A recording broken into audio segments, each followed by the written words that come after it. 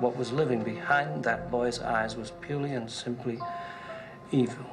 It's almost time, kids. The clock is ticking. Be in front of your TV sets for the Horathon. This thing rules. The thing rules. Oh, hey, what's up? I'm Brian Altano. And I'm Max Scoville. This is a show where we discuss something we love, Unpack why we love it, explain where it came from, try to remember our first impressions of it, share our weird stories about it. maybe learn something new about it along the way. But first and foremost, we're here to celebrate the fact that this thing rules. This week we're joined by our very first guest ever, Ryan Scott. You may know Ryan from the hundreds of hours we've spent goofing around with him on our old podcast, The Comedy Button, or from his long-running and ongoing pop culture show, The Geek Box, or perhaps from his prolific career in video games media dating back to the age of print magazines. In any case, he's joined us today to talk about one of his favorite things, the Halloween movies. Fair warning, we're going to be veering into spoiler territory for all 13 installments of Michael Myers' slasher filmography, even the bad ones, so consider yourself warned. But hey, just like our meandering discussion on the matter, it's really more about the journey than the destination. Rest assured, though, we will not be revealing any crucial plot details from Michael Myers' non-Halloween filmography, including but not limited to either Wayne's World movie, the Austin Powers trilogy, Shrek 1, Shrek 2, Shrek the Third, Shrek Forever After, Shrek the Halls, or Scared Shrekless. So, Halloween, the most beloved film in the Rob Zombie filmography, and we're here to talk about it. Did I read the email right? Is that what we're talking about here? I thought Halloween? we were talking about the annual calendar event. This is not what I signed No, up for. on the calendar event, it specifically said we're talking about Halloween the movie. Ryan, what's so great about Halloween? Why does Halloween the movie franchise, why does it rule so much? Not to be confused with Spirit Halloween, the movie. Wow, Which that's is a a real Halloween thing. movie. Yeah, that actually is a real thing. No, it's the one with the possessed doll with the hockey mask and the chainsaw killing people in their dreams, right? That's right. Yeah, and Halloween. there's a crystallized lake or something like that. Yeah. Yeah. No, That so, mom killed her kid in his that dreams. that happens a lot. This is the Halloween franchise has been going on for what feels like centuries and has been rebooted a bunch of times. But we specifically brought you here, Ryan Scott, because I've known you for 15 years now. Mm-hmm. God. And, Wow, you have. Yeah, and that's about as many Jeez. times as Halloween has been rebooted or rebookwoled. Not yet, but man, they're getting there. Yeah, so there's a mainline through line narrative through these. That's there. That's generous. That's If you- really generous. Yeah. If you go on Wikipedia and you look for the Halloween timeline, it looks like a subway map. Oh, there are 5 continuities Yeah. in this franchise. I guess for the sake of conversation, let's start with the original. Let's start with the 1978 John Carpenter Halloween, the original. Yeah, what the do you night wanna that know? he came home. Tell you everything. Was that your first Halloween movie? It wasn't. Okay, so what was your No. first? My first Halloween- How did you get into Halloween? My first installment of all the big slasher franchises were all of the 1988 released ones when they made their cable debut in '89. Oh, interesting. It was okay. Friday the 13th Part 7, The New Blood, Nightmare on Elm Street 4, The Dream Master, and Halloween 4, The Return of Michael Myers, which all premiered on cable in the summer of 1989. So what's interesting about that is that you're immediately introduced to a bunch of franchises that at the time you probably didn't know were going to go on forever, but you could take a good guess. But I you had an also- inkling after I saw the numbers after the. You're like, well, clearly they can't kill this guy and they haven't yet. So I think that immediately sets the expectations that you're watching a movie where like the guy, they're the teenagers or whatever are going to do everything they can to stop. Yeah, this. he might this come thing. back though. But he's going to come back as long as it keeps making money. He's going to, And I think even after. there's a line about that in the Stephen King's The Stand, which like it's I think it's like Randall talks about going to see like a slasher film before Captain Trips takes over and kills everybody, and he basically says like, that everyone in the theater was going crazy, but with the number in the title, you kind of knew that this wasn't the last one.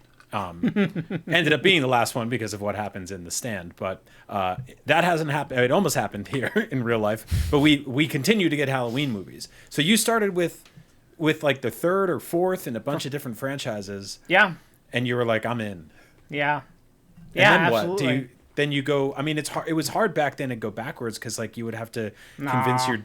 Was it? Because I remember having to convince my dad to like to go into the horror section of the VHS rental store was like. I would walk over there because video rental stores were small and you could just look at all the covers and they were amazing and you could see like a monster coming out of a toilet and a bunch of, there was always That's your favorite one. That was my favorite one. And then there was one of the slasher ones where you just see like it's just like the back shot of a guy's crotch from behind and there's like 3 teenagers on the floor. That's like, Slumber Party Massacre. Yes, yeah, Slumber Party. So of course, like immediately some of the most iconic covers of all times. But so your dad was like, I'll let you watch the rest. My parents never tried to control what I watched. They were like, the difference between real life and fiction. This isn't real. Right. We think this is all stupid, but if you get scared, it's your own dumbass fault. Like that was their policy with me. Okay. Right.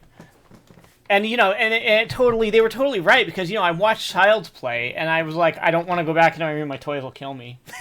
So is that the one that scares you? Is Child's Play the of the when slashers? when I was a kid, it was that funny. was the scariest one. But like it's adult like toys men in coming to masks life and with killing like you. knife hands or just regular knives. See, look, by the time I got to Nightmare on Elm Street, Freddy Krueger was like a stand-up comedian, so it wasn't right. You had also probably seen like teenagers and kids dressed up as him and like the crappy party. Right. They were like those characters, Freddy and Jason, especially at that time, were like pop culture icons. Yeah, just fully institutionalized pop culture icons. I want to say that like Michael Myers masks were pretty cheap and crappy. There was like at some point. I mean, the original Michael Myers mask was pretty cheap. Yeah, and crappy. yeah. Let's talk about that because we mentioned having you on here to talk about Halloween because you are something of a Mike Meyerologist. Something of a scientist myself, Max. A Meyerographer. Meyerologist. What's the story of that mask? Oh, come on! Are we? This Halloween for Dummies is a William Shatner mask, a Star Trek mask that they bought, and they widened the eyes. They like shaved off the sideburns and like teased out the hair. They spray painted it white, and so it's a modified William Shatner. Do you think mask. that means that the Halloween franchise is William Shatner's most successful movie franchise? Probably. I don't know. Well, I don't know. Star Trek was pretty successful.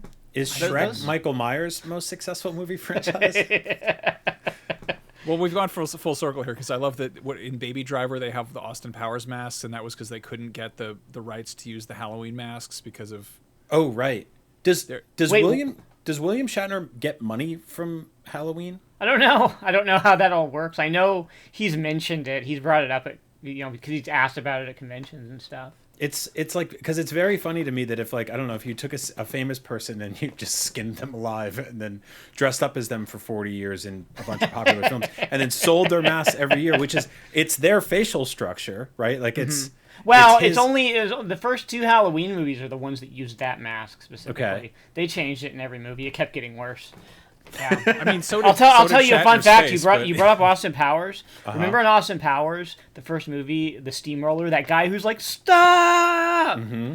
That guy played a character in Halloween Kills that gets killed by Michael Myers.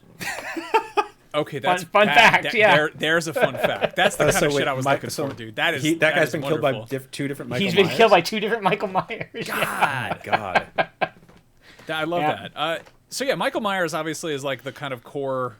He's the shape. That's his like. He's the shape. They actually refer to him as that name for the first time on screen in Halloween 2018. But he's always credited as the shape. Why that? Because he's not a person anymore, Max. He's just evil. Let's on 2 legs. Let's pull on that real quick then, because like this is I think we need to establish just not the timelines that plate of spaghetti or a subway map, as Max perfectly stated, but the actual character Michael Myers is initially a grounded in reality human killer that then jumps into the sort of like supernatural and then stays there pretty much forever, right? Well, they sort of. They Like, don't, is he? Does he? Did they? They take him to some stupid places in like Halloween 6 specifically, but he's always the question is of like, well, is he like a normal guy or has he got something supernatural going on with him? They've always teased that. You know, the end of Halloween it ends with him getting shot 6 times and falling out of a 2-story building, and then he disappears, and that's the end of the movie. So it's like, what is this guy? What's up with him? So it's always kind of a mystery.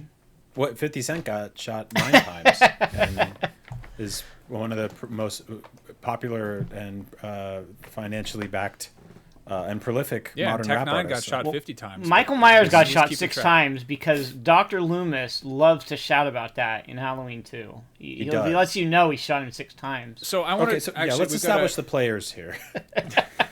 Okay, so All right. the core players here. We got Michael Myers, who is he's pure evil incarnate. He's a very Starts bad out boy. as a kid who Yeah. kills his. He kills his sister on Yeah. Halloween night, and Ends then up in an insane he asylum. gets institutionalized for 15 years, breaks out in 1978, and goes back home.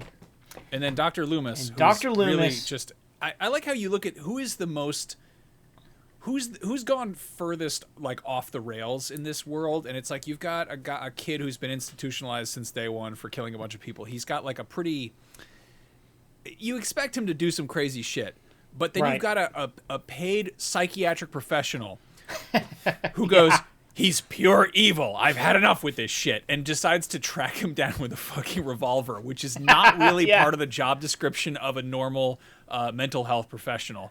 No, Worth- he goes worth- above and beyond. He really wants the best for his patients. I would call him an Worth pointing out, anti-social worker, he but mostly fires shots into the night at this man on the night where the most kids are outside. Oh So, yeah, like, he becomes that character becomes progressively more unhinged as the series goes on too. It's great just to see him. Crazy Loomis is the best Loomis, but he's like the comparisons people always make are you know he's Van Helsing to Michael Myers Dracula, or he's Ahab to Michael the Whale. You know, The white whale that is William Shatner painted white. yeah. I like the So- idea of Ahab being just like a heavy-set balding guy with a trench coat who just fires rounds into the sea. Now, Yeah. the sort of third element here, as Brennan Bova, one of our patron backers, points out, he said, my girlfriend and I watched and really enjoyed the original Halloween, as well as the first of the new sequels, kind of a newcomer to horror, said Jamie Lee Curtis is an absolute badass, and she's so good in those movies. She is, yeah. Laurie Strode, who is she the original final girl, or is she just kind No. of the... No. Halloween's she's- not the original anything. People like to call it the first whatever, but it's not. It's So not why the first does- slasher. what- She's definitely not the first final girl. What's the first slasher? Who's the first final girl? I Why don't is really Halloween know. so celebrated? I don't really know what the first slasher is, but you know, Halloween came out in 1978. Took a lot of influence from like Italian giallo films, like Mario Bava, Lucio Fulci. Black Christmas is one that they'll tell you they took a lot of influence from. It was a Canadian slasher from 1974. Holds up exceptionally well, by the way. If people haven't seen that, that is Not the and- remakes. Not Yeah, no, either the of remakes are not good, the, but the original. yeah. The original's what really it- creepy. Yeah, not to go on a tangent, but the original Black Christmas is fantastic because decades later, it still has a very open-ended ending that like fans and critics and everything like that have been debating Fans about. of the genre. Fans love- of the genre. Yeah. But 1974, the same year, Texas Chainsaw Massacre came out. Which is probably the first final girl. I wouldn't I would call say. that a slasher necessarily. It call it a later becomes a slasher. Yeah. Yeah. Later. Well, it's also like you barely get any chainsaw action in there. He like bonks people on the head with a hammer. Yeah. Like he's in Oh, that's the Popeye or scariest. whatever. Oh, that's the creepiest part. It that really bonk. is. Ugh. We can talk about that another time. But like, I mean, I would say the big one is Psycho. That was where I was going, which is that that was the movie. John Carpenter said in many interviews when they made Halloween that was sort of the model. They really that was like the signpost they followed was Psycho, to the extent where Laurie Strode, Jamie Lee Curtis, is the daughter of Janet Leigh, who she was the woman who gets stabbed in the shower in Psycho. So there's a sort of there's a genealogy there. there definitely is, yeah. But I mean, we could probably trace the origins of slashers back into like silent film era. Yeah. Yeah. People are into some sick shit, you know. Halloween but, was very mainstream. Though. Yeah, It was the first Groucho big and Marx mainstream used to one. stab the shit out of each other. those Three Stooges would poke each other in the eyes. Just cut each other's heads off. No, so Carpenter is one of my favorite directors, and weirdly enough, I don't particularly. I mean, if we're being perfectly honest, like I don't really. I like the Halloweens that I've seen, but I'm not really a slasher guy. I don't dislike them, but I haven't felt, compelled strongly to check out a bunch of Halloween movies. Well, I think you said you saw the first three, which are the ones he was directly involved in. Exactly. Yeah. Yeah.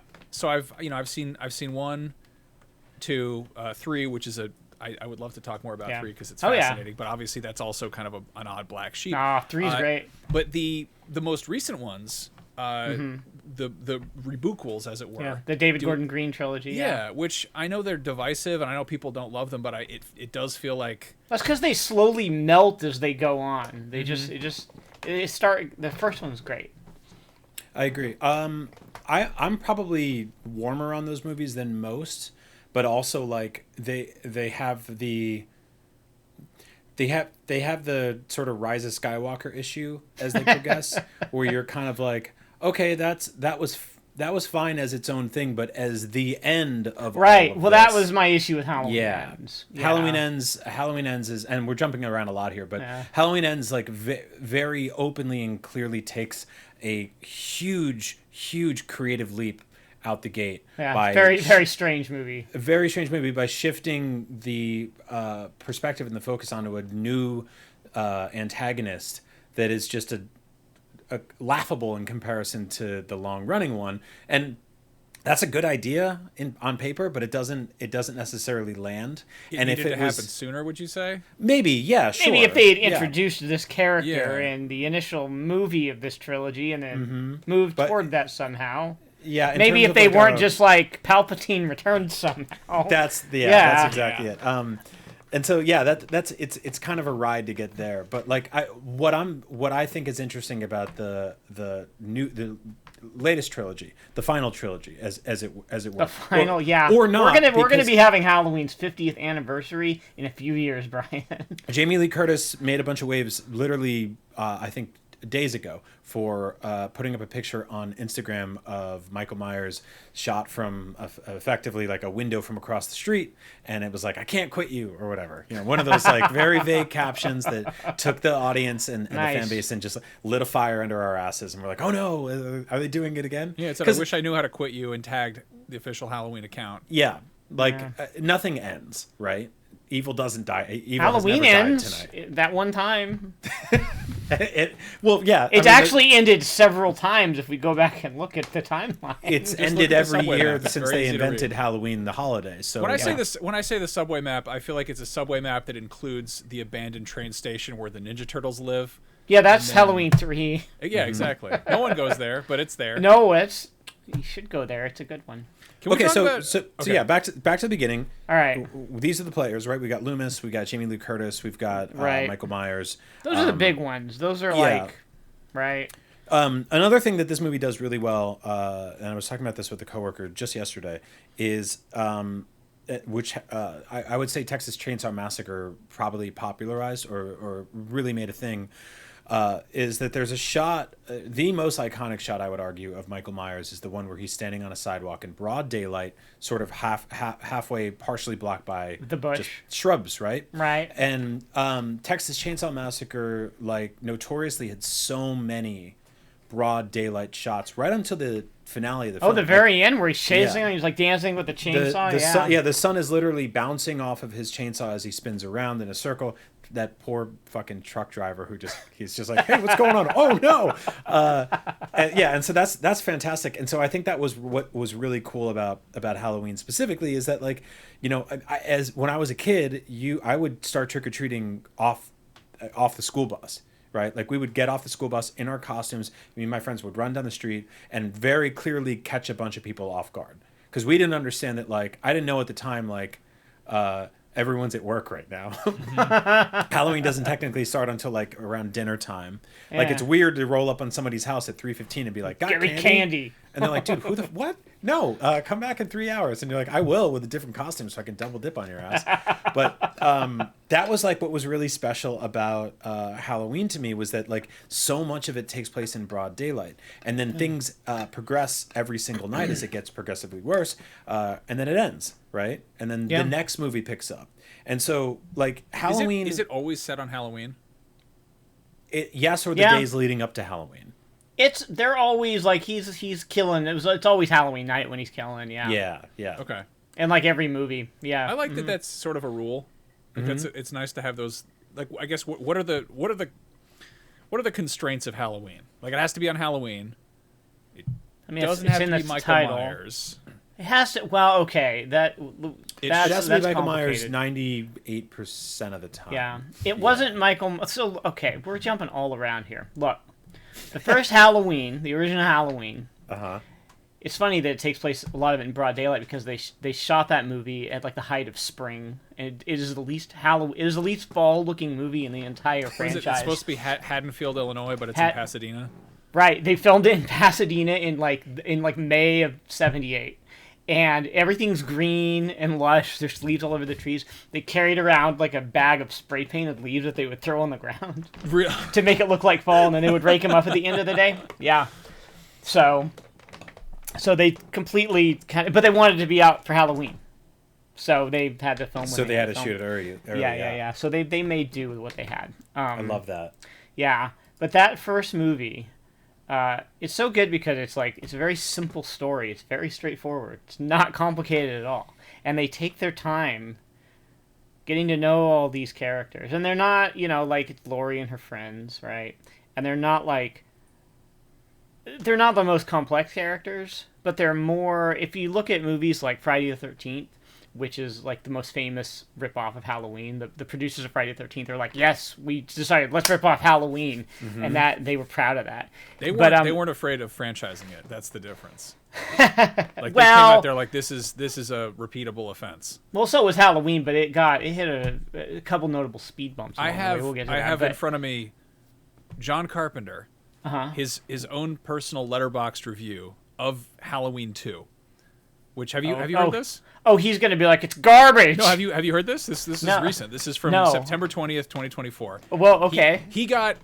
Is this real? Know, this is. He got drunk and wrote the script that he didn't want to write. Because I saw there was a thing from him recently where he was like, "What the hell's a letterboxd?" It could be. I do like the idea of somebody. Okay, so maybe it is. It could be bullshit, but it also does sound pretty on brand. Yeah. Yeah, he said, they paid me more money than I'd ever seen to write a sequel to a film that did not need one. I took the check and spent it on beers to get me drunk enough to plow through this crap. I looked at the final script, which took a whopping 2 days to write, and I said, wow, now that's a piece of shit. And it was. I had faith in Rick Rosenthal, and he did not deliver. I suppose I expected him to be a miracle worker, and nobody could have made this work. I don't regret hiring him.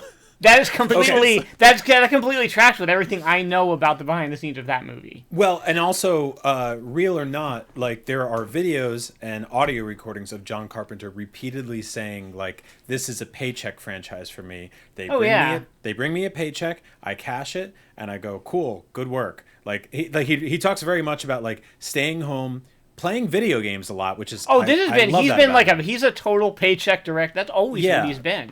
Not just with Halloween. That's just who he is, and he's like really, really straight about that. Yeah, and it makes sense because he's like, I can get my hands dirty with all this. I think there's a thing that like James Cameron every couple of years will sort of like get a little bit dirty with the Terminator franchise, or at least be like, hey, I'm an EP on it, or I'm a he has to come up from air from his latest scuba dive, and he has to make another Terminator movie to shake off the brain fog. Yeah, they show him some manuscript for some idea for a Terminator reboot, prequel, alternate, whatever it is, and he's oxygen deprived, and he's like been playing with like mo-capped cat people and seeing how long they can hold their breath and all that, and then he's like, yeah, I know, I really think this next one's gonna be the best one yet, or whatever. Yeah. And you're like, cool, yeah, all right. He's going to be that guy in that meme in a few years where he's going to be like, Avatar 12 is going to be, and they're like, okay, Grandpa, let's get you back to bed. And it's Stephen King does the same shit where he's just like, this version of Salem's Lot's the best one ever. And they paid me $1 for it, and that was enough. I laughed, I cried, I pooped. See Shazam 3 in theaters, whatever. There's also an alleged, let's see, do we have it here?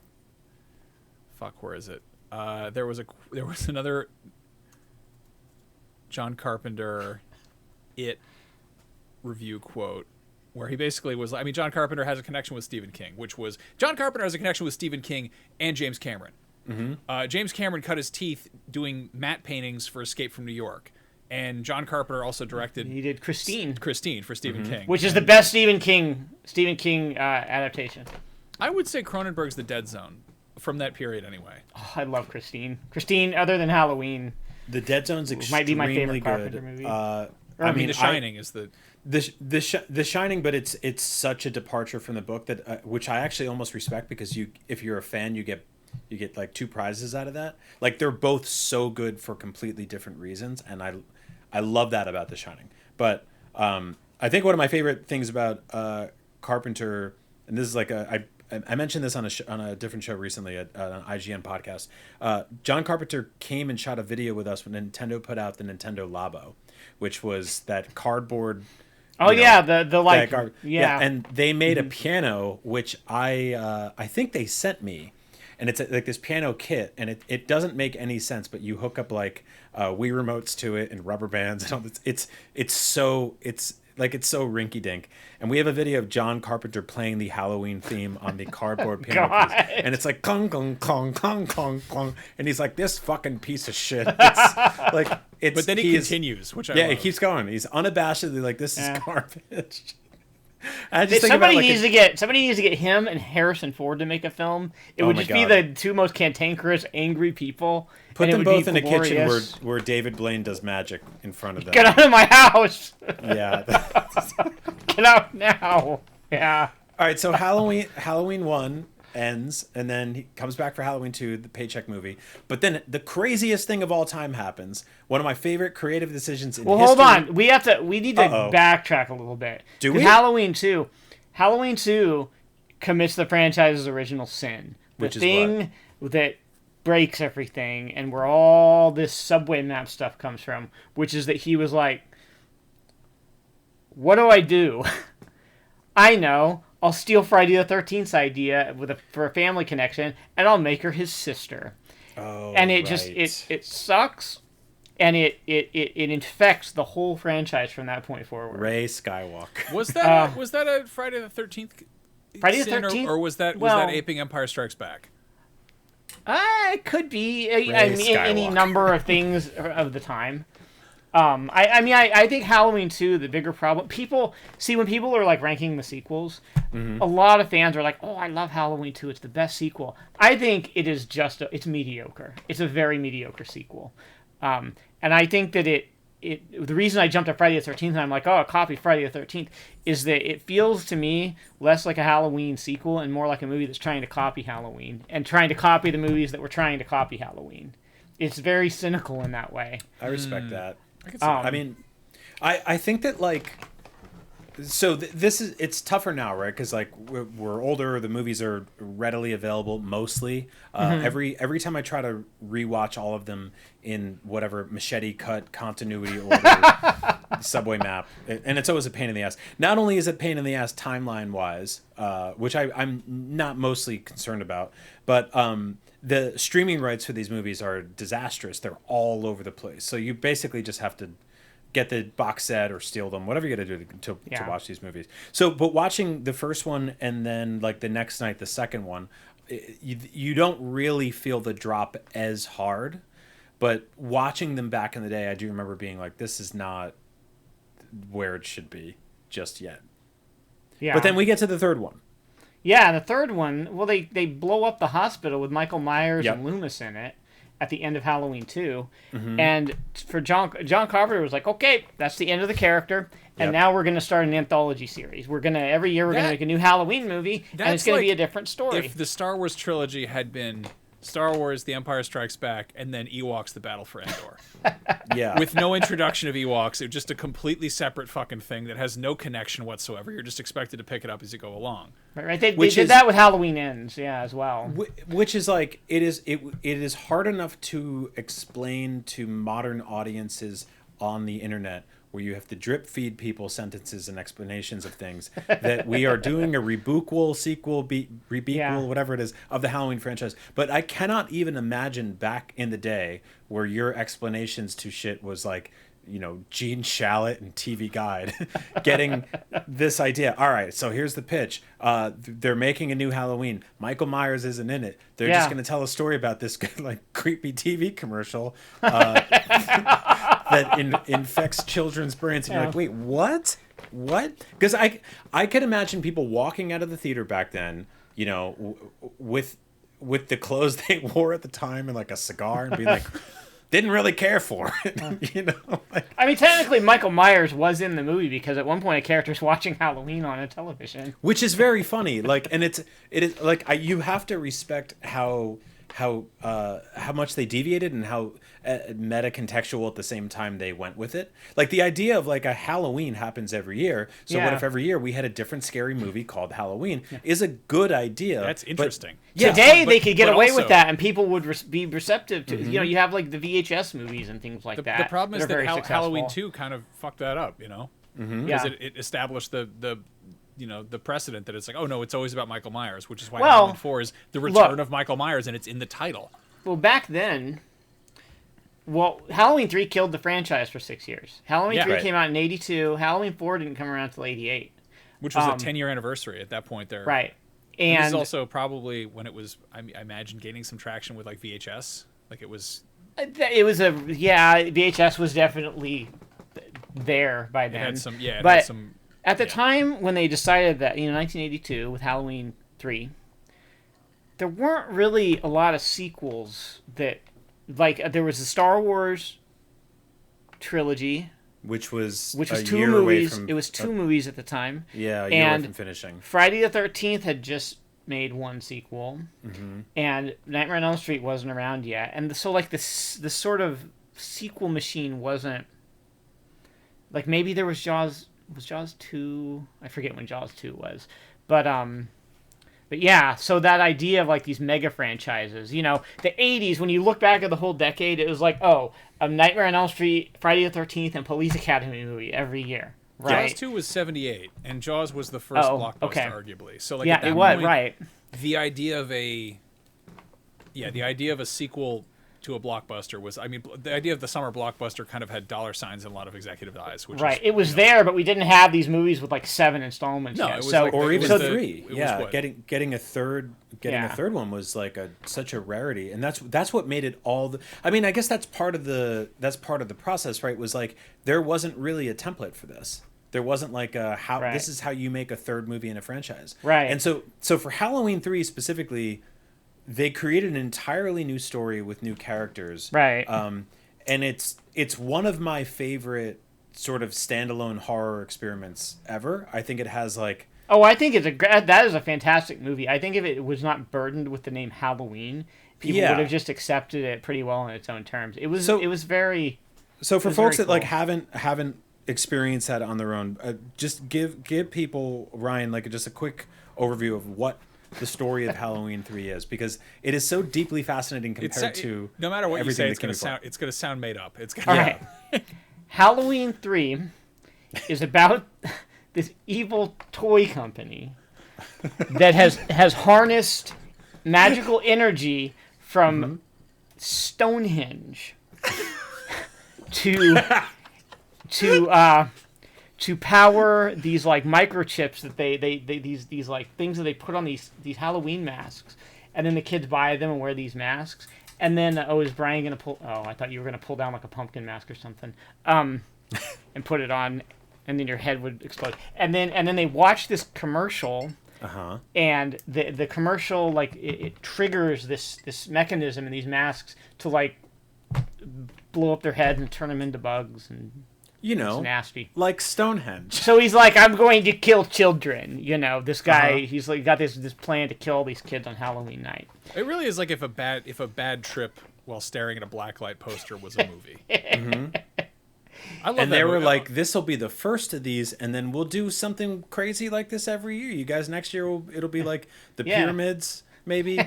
You know, teach dogs to bite their masters. I want to live in the timeline where that's a thing, you know? And like I want to live in the timeline where Alien 3 was successful enough that they like kicked that franchise off to a different, budding director after that. And I guess they kind of did with, Jean-Paul Jeunet or whatever. But like, See, I like the idea that like, I love the sort of the variety pack approach to things. Like I love the idea of an anthology series. I like the idea. And also like the name Halloween again, it's not explicitly Michael Myers. Like it doesn't have to be, but it is. And that proved that it had to be that way. And like, yeah.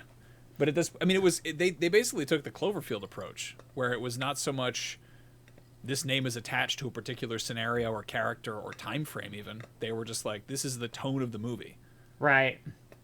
And like it backfired. As a standalone non connected to the Michael Myers story and all that horror movie, like it is incredibly fascinating. It has some like truly brilliant production design and it has some gnarly effects. It's very much effects. like, if you're familiar with Stuart Gordon, he did like Reanimator and From Beyond. It feels like a very proto Stuart Gordon movie to me, in that kind of vein. Yeah, those kinds of effects. The idea that it's like specifically around, I mean, like we recently got Terrifier 3, right, which I haven't seen yet. But there's a debate around the Terrifier franchise about killing kids in horror movies, or like involving children in horror movies, which is like, oh, Michael Myers has killed kids. Yeah, I mean, fucking Pennywise killed kids. Like it's been a thing. It's not real. It's fake, right? Yeah. It's killing kids in real life we should be scared of. Maybe let's have that conversation. But what this movie did in terms of like saying, we're going to turn a bunch of kids evil using magical powers from Stonehenge and commercials and stuff like that. No, they're going to murder them. Yeah. They're not turn them evil. They're going to straight up murder. There's a scene where a kid, he's wearing this mask, and they bring him into their test facility, and he's like, he's wearing this mask, and this thing happens, he falls over, and a bunch of bugs start crawling out of his mask head, and it's nasty. And it's Listen, I don't know if you know Druid philosophy much, but that's what the guys who built Stonehenge wanted. They want the kids to get the latex masks, and they put them on, and the song plays, and the bugs come out. They're trying to... I don't know what you know about Druid beliefs, but we're not done with that in the context of this franchise yet, Max. No, and so last note on Halloween 3, and this is the thing I really like, is that the Michael Myers mask, obviously, thanks to the skin of William Shatner, is one of the most iconic masks in the history of movies, not just Halloween, right? But Halloween 3, Season of the Witch, introduces these three characters who are regular staples of just Halloween iconography, period, like right? Skeleton, witch, and pumpkin. Skeleton, witch, and pumpkin, right? And if you saw either of these things isolated on their own, you'd be like, yeah, whatever. That's, dollar store, pumpkin patch trash. But seeing the skeleton, the witch, and the pumpkin, and I mean, that was my line. That was my line, the witch and the wardrobe, basically. But okay. No, seeing those three masks together creates this thing in my head where I'm immediately nostalgic for it, right? And so if I see... And you always see like versions of those pairings in singularity or duos, right? Like, but to get the skeleton, the witch, and the pumpkin all together, it's not necessarily a Michael Myers mask in terms of being iconic, but for me, it's like deeply associated with that movie. Yes, it's pretty fucking close. And as somebody who saw that as a youngin and as a old, I love it. So yeah, respect to Halloween 3. Could have stopped the franchise right then, but then they didn't, right, Ryan? Well, they stopped it for about 6 years. Because, like I said... Was there ever, like, a return of Michael Myers, would you say? Well, it's Freddy Krueger and Jason Voorhees... you send the mask back to Amazon that you bought on Halloween, so you get your money back.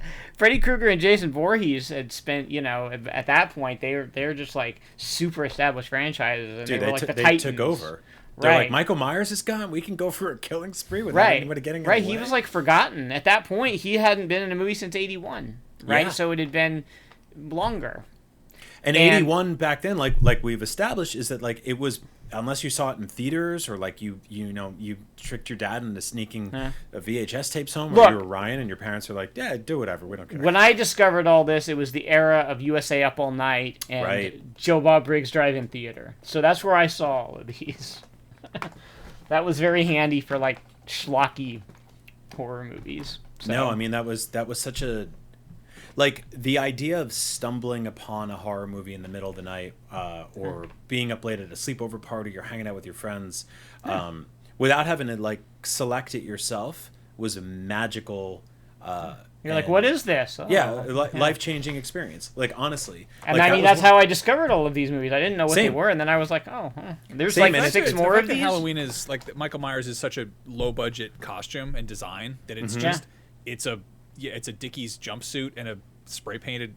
It's a Shatner spruce green Spruce green Dickies Which- jumpsuit. Everybody gets that wrong. They think it's like dark blue. It's not. If you Is go that back and because watch of the original movie, the filmography? Is it like or the film transfer? it's like a color timing thing. Yeah, but it's Well, it's because like in, spruce you know, green. what is it like in Empire Strikes Back? Like Han Solo's jacket is, but it's like teal, but also black, but also brown. But depending on brown, the yeah. scene. Yeah, it's something Something like that. and or that, his yeah. Hoth jacket is like blue in toys but brown in production. Like It's they had to take the film and physically develop it in chemicals, and there was no color correction. And now But yeah, George just Lucas do it rubbed all his for it. beard oil on it. Like it was. There was It's a a lot mechanic's jumpsuit and a Yeah. white mask. No, I think you there's- make you there's make a- it. There's a you level to that where the DIY of it all is like it makes it.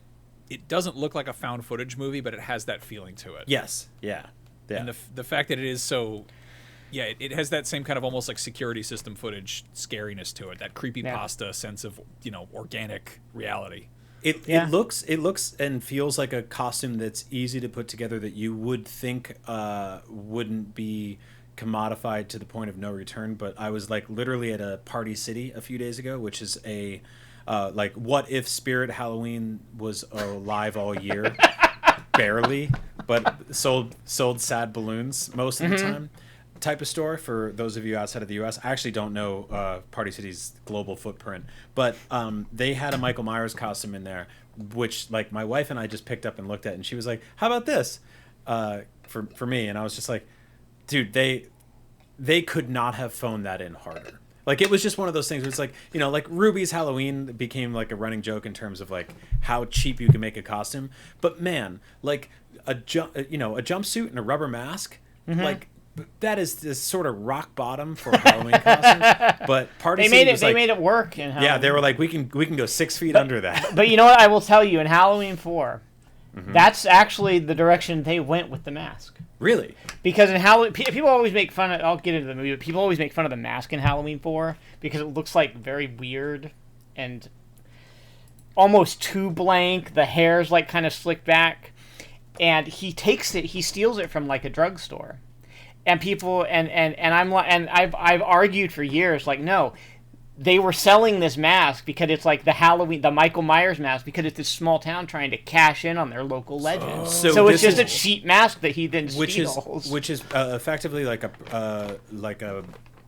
a proto meta approach to horror within horror, which is what Scream did eventually, right? I mean, they don't Scream call it. They eventually don't was- actually call attention to that or anything. But this Sure, is the yeah. argument I have made for a long time that that's what that is. That's why that mask is there in that Well, store. there's a line in Halloween 2018 where it doesn't somebody like accuse Laurie Strode of Michael Myers being her brother or something, and she goes, "No, people just made that up." Yeah, somebody's like, I heard it was his sister, and they're like, no, it's just some. In the same way that like Halloween 3 has like Halloween on TV, like I love Yeah. that kind of interwoven.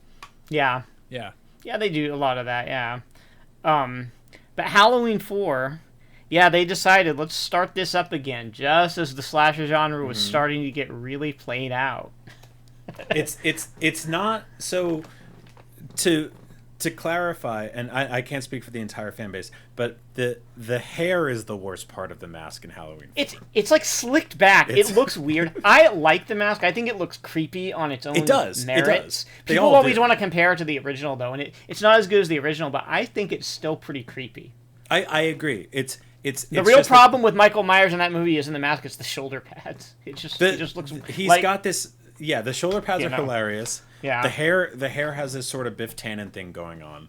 Which is very yeah, fun. okay, yeah, 'cause kinda. It's got the poof, a little Trumpian, but it's also like it looks like a police sketch of William Shatner. It's Kinda, like, yeah. all right, you got some of the details of Shatner down, and that was probably, and this is my headcanon, William Shatner sent them a note, handwritten with the wrong hand because he was blacked out drunk, and he's like, "Stop putting my face in those fucking movies."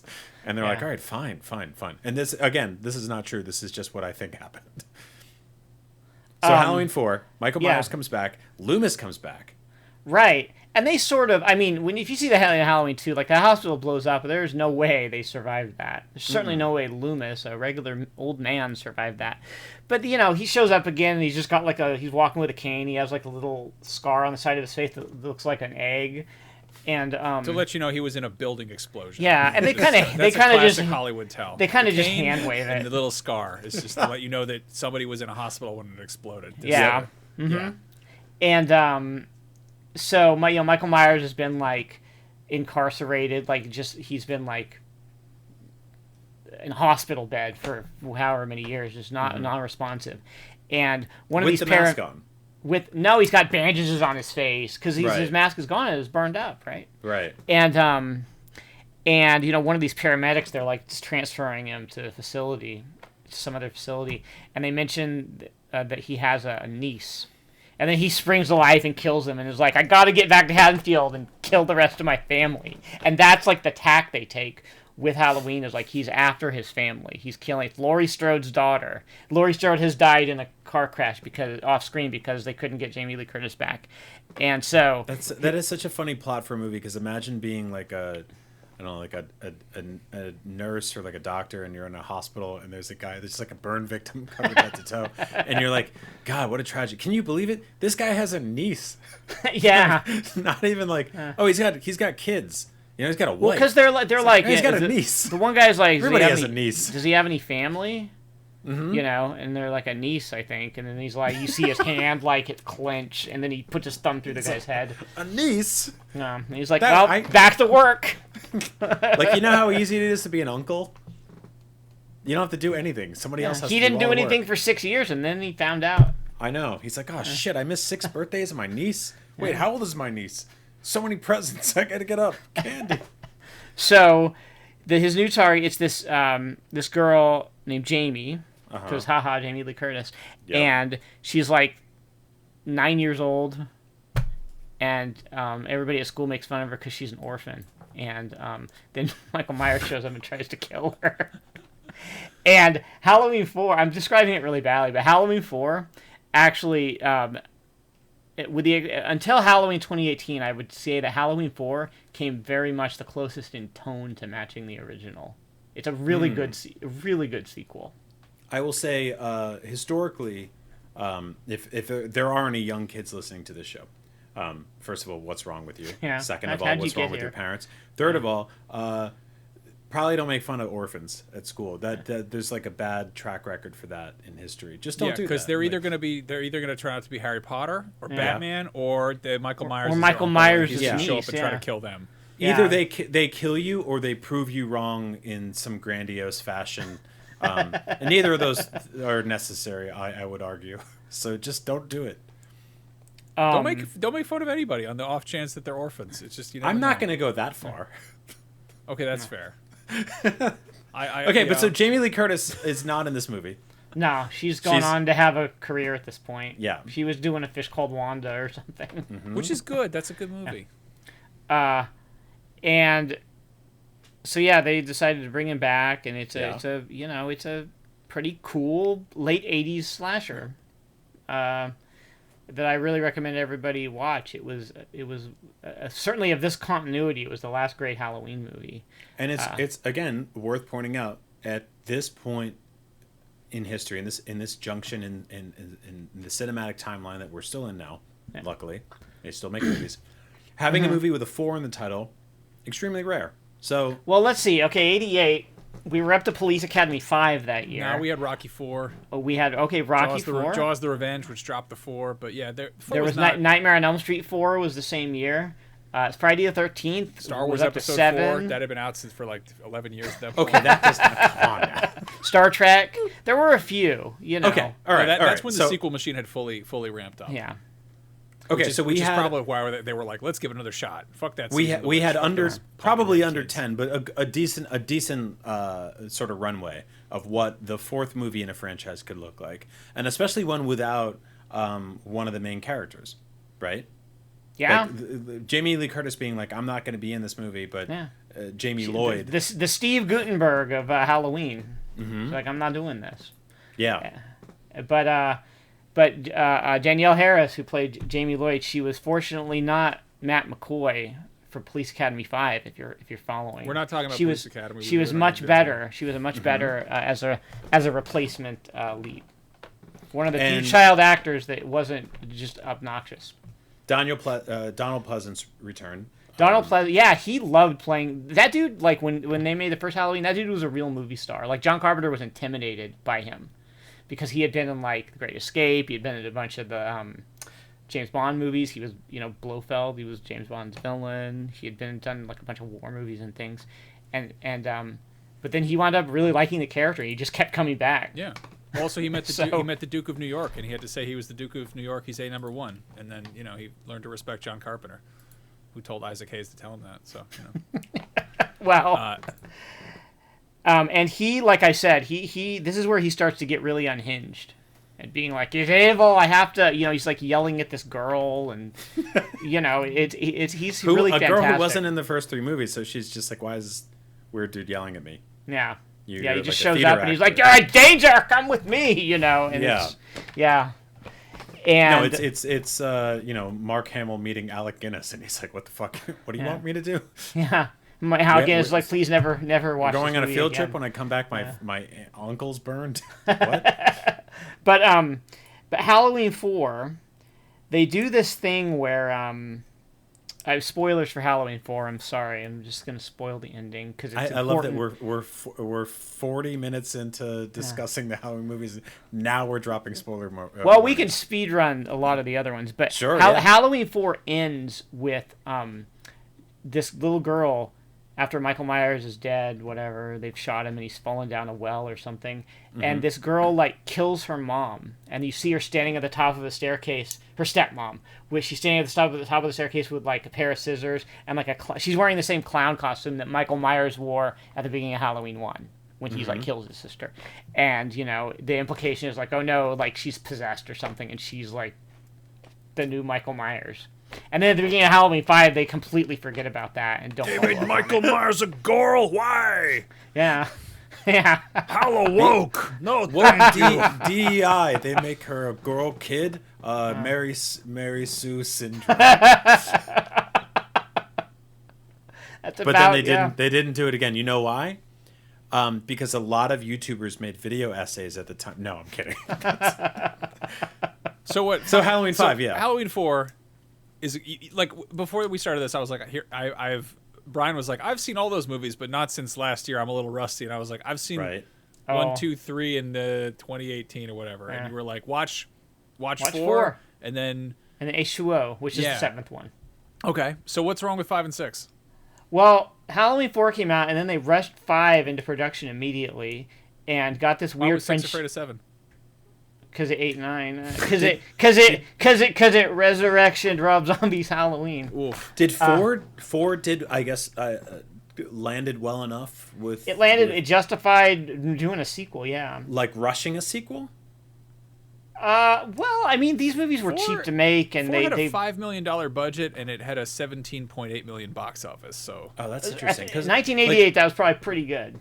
It's funny to take a 6-year break between sequels and then all of a sudden be like, pedal to the metal, get the next one out. Well, don't worry, they would take a few more breaks. But in Halloween 5, they got this weird French guy to direct it, and it was terrible. It's called The Revenge of Michael Myers, and it was stupid, and we don't have to talk about that movie. I would love to, though. Just like, please. It's one of the worst movies in the franchise, and that's educate us, like, because I've seen it, but it was one of those movies where I saw and I was like, wow, all right. That was like on my annual or biannual rewatch. What is that? Every 2 years. Halloween 5 was always the one where I'm like, that certainly was a Tuesday night movie. Yeah, that. So it takes place. You think the Halloween 3 description was stupid? Like, I'm gonna try to explain this like as clearly as possible. So Michael Myers gets shot down this he goes down river at the end of Halloween 4, and the cops are like, well, he's dead now. And then he winds up washing ashore next to this hermit shack, and this hermit brings him in and I guess keeps him there for like a year. And then the next year on Halloween, Michael gets up and kills the hermit and puts his mask on and is like, back to work. Meanwhile, I'm not making any of this up, Max. You have the most confused look on your face, but you understand it as well as I do. Meanwhile, his niece, Jamie Lloyd, due to all her traumatic experiences with him, has become mute and does not really talk in the movie. And she has nightmares about him, and she has some kind of psychic link where she can see what he's doing and kind of act out what he's doing in the moment. And so Dr. Loomis, as soon as this girl shows up on screen again having a nightmare, Dr. Loomis bursts into her room and just starts shaking her to be like, where is he? Where is Michael Myers? So Don't you understand? It's just like Harry Potter book 5 where Harry's like having visions of what Voldemort can see. Pretty much. Except with like a 20th of the budget. Okay. And so he shows up and starts killing people again, and it's really dumb.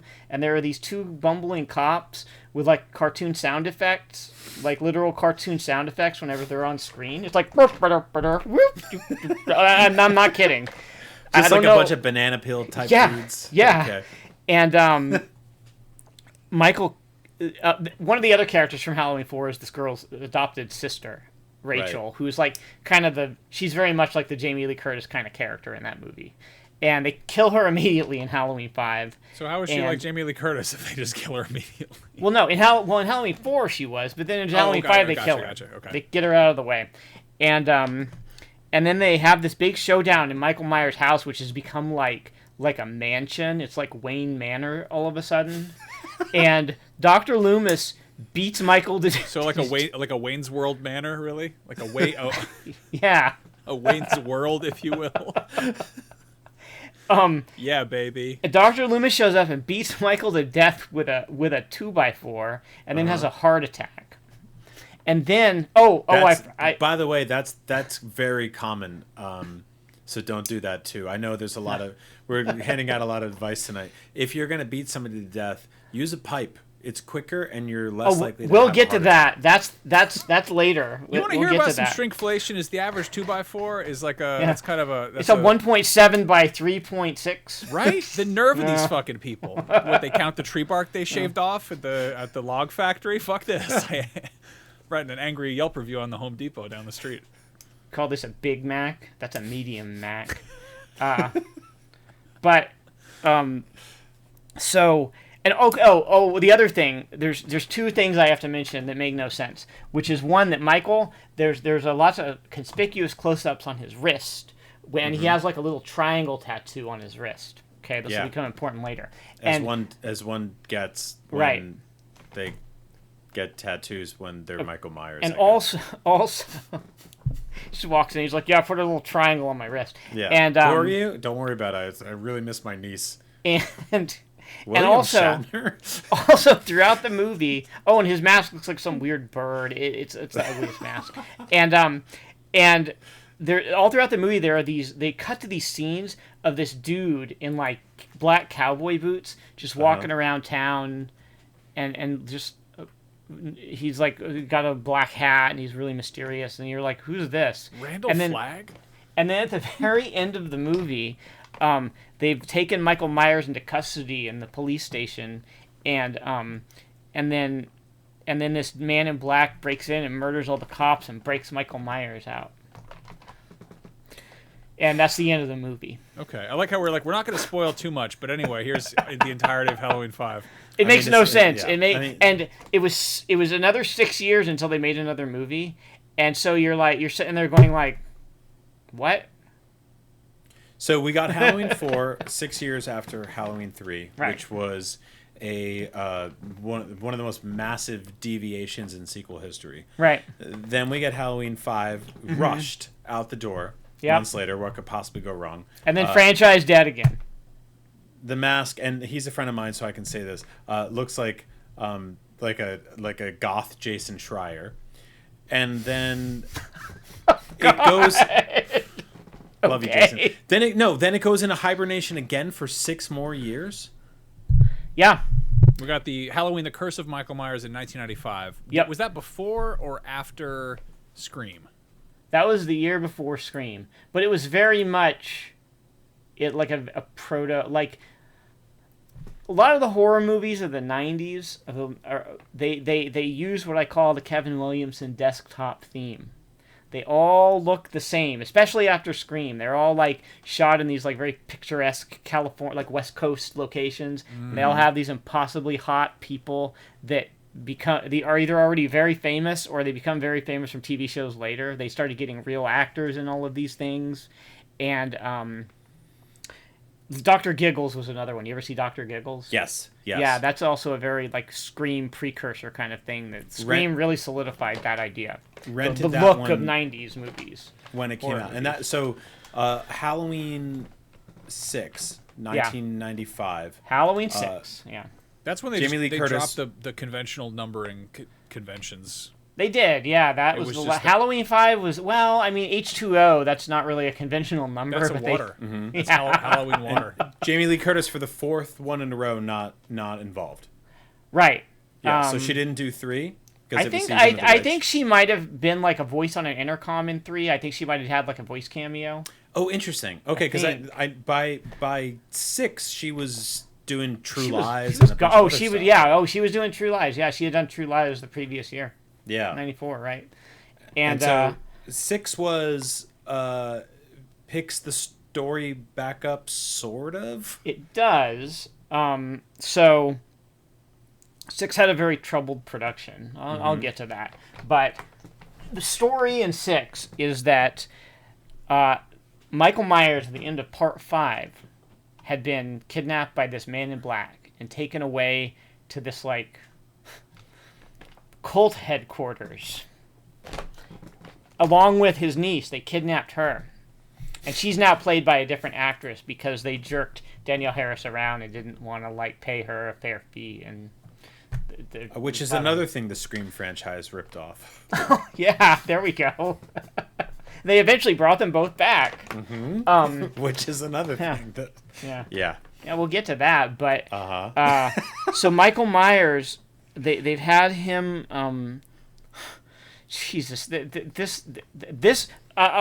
this movie killed this timeline. This is the last movie of this timeline because they just screwed it up so bad. So we find out that they impregnated her with him.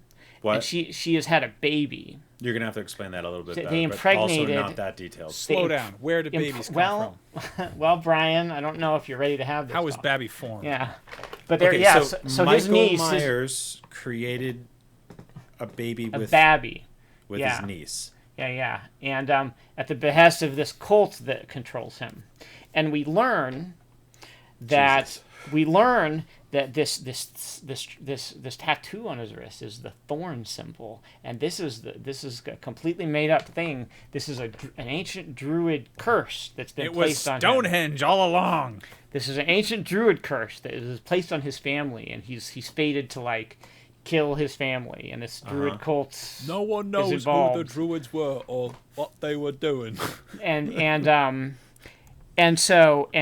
We learn this from this guy named Tommy Doyle, who was the kid that Jamie Lee Curtis was babysitting in the original Halloween. Right. And he is played by a young Paul Stephen Rudd in his first movie role. Technically, Clueless was first, but this was filmed first. And he's really creepy in this movie. And he hasn't aged a day since it. He still looks exactly the same. It's weird. The real druid is him. He's grown slightly larger over time, like an Ant-Man of sorts. Yeah. But we're So- not dealing so- with an aunt, we're dealing with an uncle still in this movie. All right? God damn An it. uncle man. And so God. So a new family has moved into Michael Myers' home. The fucking nerve in this economy. Which, in terms of like haunted house continuity sequel reboot lore, good idea. Literally everything you said before this, bad idea. Yeah. Like just start with, hey, new family moved into Michael Myers' home. Cool. Okay, great. Who's there? A new family. Who used to be there? An old family. What was wrong with the old family? Bad. What's up with the new family? Pretty good. Some dark secrets. But other than that, okay. But everything you said before this is just like the most horrific way to Yeah. pitch a film. Like, just so no, don't. The It's night so he bad. came home, but there's someone else in his home. Just take Yeah. it. Take it. Yeah, Take that's from there. it. Just do that. So easy, slam dunk. So he shows up again after killing his niece. By the way, she Right. just get out of the picture. Is this quick. movie? Is this movie? Should people watch this movie? I mean, I have come to appreciate Halloween 6 for being ridiculous in the same way that like Jason Takes Manhattan is one of my favorite Friday the 13th, Yeah, but I where it's mean, like you this know. is really stupid, and I know this is Right. objectively stupid. listen. I mean, listen, I've come to Max, appreciate Ewoks: The Caravan of Courage, but like that Okay. doesn't mean it's a worthwhile Star Wars adventure. You know? I mean, No, it's- well, that's a good point though. Like, it's if you've been on this ride so far, Yeah, there are better places to jump off. then than why this. stop? Why stop Yeah. now? Like We're not. We haven't gotten to Rob Zombie yet. Yeah, you've been That's on where this you ride just so far. You just jump So, out of the building. Like, why Yeah. why watch everything you've seen so far with all of the ups and downs and then go, all right, that's it. But I'll be back for the next one. So Like this, just you know, you gotta do it. So Michael Myers shows up, starts killing the family at this house. He's looking for this kid of his son, I guess, because he's got to kill his family.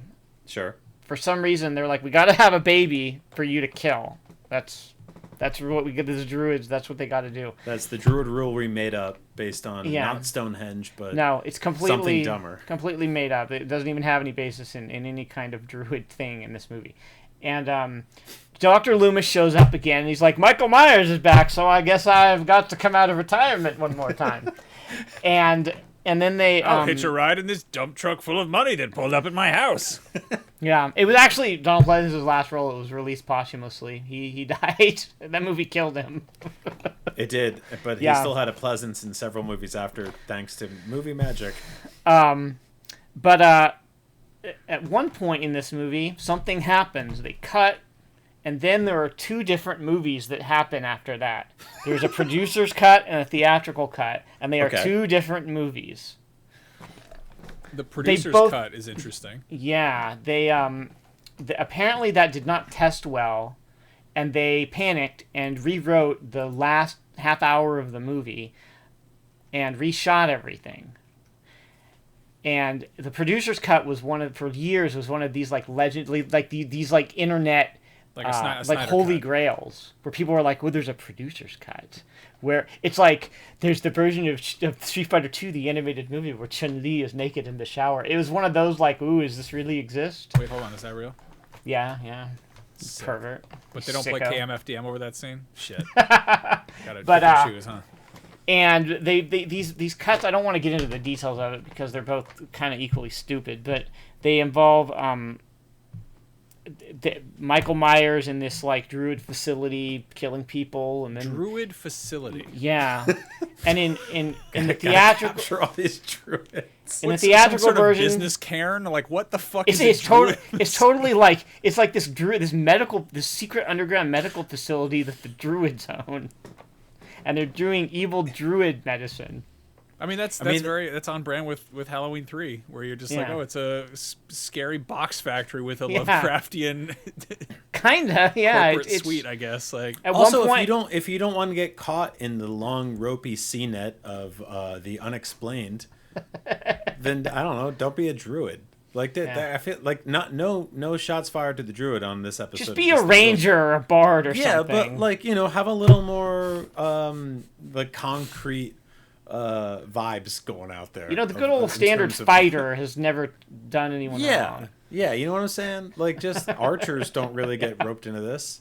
Aside from the scene in Avengers 17 or whatever, where like, what's his Hawkeye's fucking like, I name? guess I Hawkeye's gotta, like, I gotta keep killing people. guess in I got Japan or another whatever. arrow to shoot. Yeah, Be a but like other thief. than that, Just sneak away so Michael Myers doesn't kill you. yeah, it's pretty easy to not have a implied underground network of secrecy, just by not being that dude. So Michael Myers, I'll just keep this short, of course. Okay. Don't Sure. want to belabor this point, but Michael Myers gets beaten to death with a lead pipe, Uh-huh. and then Good, finally, and then that's the end of that continuity. that's okay. just stops. Right on. Yeah. And That's then it. He was never heard from again. Yeah. One of the most Not- nefarious and iconic movie villains in history. Simple lead pipe, just that's it. Took him down. Yeah, just like Professor Plum and Mr. that's all. Body. Which weirdly And enough, then- I think Clue was produced by Deborah Hill, who co-wrote the original Halloween. She she went on to become like a pretty prolific Hollywood producer. Yeah. Yeah. So that's Halloween 6. Yep. Michael And- Myers. And then Halloween H2O, did that come after? Yep. That was 3 years later. They were like, well, it's the 20th anniversary of Halloween. we got to do something to keep the IP And- legally bound to our studio. Halloween way- H2O is one of the dumbest named movies ever. Like I love bad movie naming conventions, like the fact X2, X-Men United. Yep. Or like Yeah. ID4, Independence Day, and it's like, Yeah. no one's ever said that. But It's like, important. It's important to point out that a lot of those happened not only before Y2K but before 9/11. Yeah. Like That's where true, huh? it Yeah. was just to do that felt okay back then, but then all of a sudden you're like, wait, what? So hold on. That's the periodic table elements for Yeah. water, Yeah. and then we're gonna scare them into theaters for this. Like it didn't really make any sense. But Halloween H2O was H2O feels like a hashtag before a hashtag. yes, it is absolutely dumb.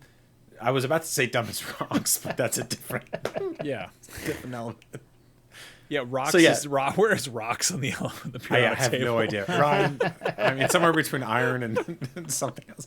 Somewhere between iron and wine. Break down the rocks of Halloween H2O.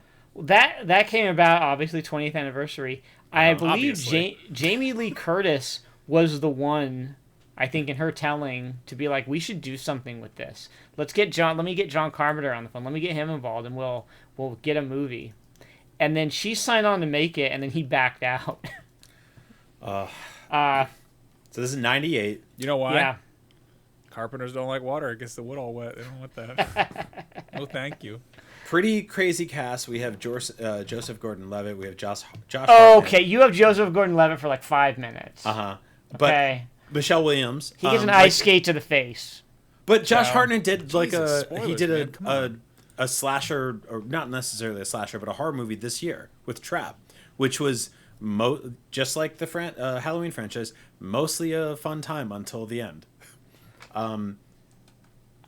Halloween H2O came out. This is God. It was the 20-year anniversary of it in 1998. So do the math to where we are now. Jamie Lee Curtis Right. comes back. Yep. And The this, plot- I mentioned the plot Kevin is a Williamson fucking earlier. joke. This LL was the first time LL I- Cool J's in this movie. Is Yeah. Busta Rhymes in this one or LL? No, we're not there yet. Okay. That's later. You know what Yeah, else this is a Cool has J H2O in it? Is a Deep Blue Sea, which is. Can you, Yeah. Michelle Williams is in it. Adam Arkin's in it. Yeah. Josh Hartnett is Laurie Strode's son in this movie. And like I said, Kevin Williamson, he had made Scream, and he did like the story outline for this movie. So this is totally a very post-Scream movie. It looks like it. It feels like it. You can tell it was sort of made to appeal to that same audience. So like slasher movies were all over the Internet Explorer at that point. Yeah, But slasher 'cause, movies were like they had established themselves as a format enough that they had people who'd grown up with them making them at that point, right? right. Like they'd gotten meta. This was And they had died. They had just crashed and burned, and then Scream made them cool. And So- the full title of the movie is Halloween H2O 20 years later. Yeah, yeah. That's the whole just keeps going. Just in case you were confused. Yeah. You're And- like, hey, so that's the H, and then the 20 is the number, and then here's the explanation. You're like, Yeah, "All right, sometimes guys, all I right. think that Can I-" like the SEOification of all the titles where everything has to have like enough unique words. I often think that's bad. We get shit like Horizon Forbidden West, or like there's a lot of just two words together that would never be put together. But like in this case, they weren't thinking about that. They were just writing a vague description. Like it was like you fell asleep writing on a Post-it note. Halloween H2O 20 years later. Just ... question mark. Yeah. 20 years later, that's not something you put in the fucking title. You put that in like yellow text at the beginning of the movie over a black screen, and then you cut to what's happening. Yes, like, okay. So I will say that like modern movie Star I'm not Wars, gonna- colon, a long time ago in a galaxy far, far away. Fuck off. What are you doing? Empire Strikes Back several years after A New Hope. Like okay, we can all dunk on modern movie audiences or whatever for having Star media Wars, literacy. ABY32. But like, yeah, having 20 years later in the title is dumbest rocks or dumbest H2O. Yeah. Well, it All right, was. so- I recall people making fun of that at the time too. I recall that being on a joke. message You know, boards or whatever we had. This was 98. 98. So, yeah. you know, we had a couple of ways to tell each other that this was a dumb movie. Well, that was also like a renaissance of slasher flicks. Like there Yeah. was Scream, Right. and there was I Know What You Yeah. Did Last Summer. Yeah, And it was definitely riding that high. This is when I became aware of Halloween as a franchise, and unfortunately, I was like a huge like little weenie kid, so I was like, that was "Oh, the this first is-" Halloween I saw in the theater. Really? Yeah. Were you fucking stoked? Oh, I was super hyped because Jamie Lee Curtis was coming back. It's like Laurie Strode. Oh, this is gonna be awesome. And This was you know, also the first Halloween I saw in Yeah. a theater. I was 18 that year, so yeah. Yes, yeah. So, yeah, this is the I was a little younger than you, but I saw this in theaters, and I remember specifically looking at the poster right now. The poster is extremely. Oh, it's just a beautiful. It's the most 90s ass movie poster. and it's extremely Scream. Yeah. It is this. Well, these all came obfuscated out of face Dimension. a These all mask. came out of Dimension Films. They Yeah, really which- emphasized right. the mess. So I Which remember was this Dimension one. at the time was basically like proto Blumhouse, right? Like they were doing a bunch of shit like this. You like, could kind of, You can yeah, make that- because you can make that Dimension walk. Dimension was like Miramax's sort of sci-fi and horror label, right? That's But what this was a bunch of sexy, beautiful people in full makeup. Kevin Williamson and- desktop and- theme. That's completely what this Yeah. was. Yeah. And they are surrounded in shadow, and their Mm-hmm. faces are glowing. And in the corner, there's a mask, and underneath, there's a big scary logo. Yep. Go see the movie with your teenager friends, which Yep. I did.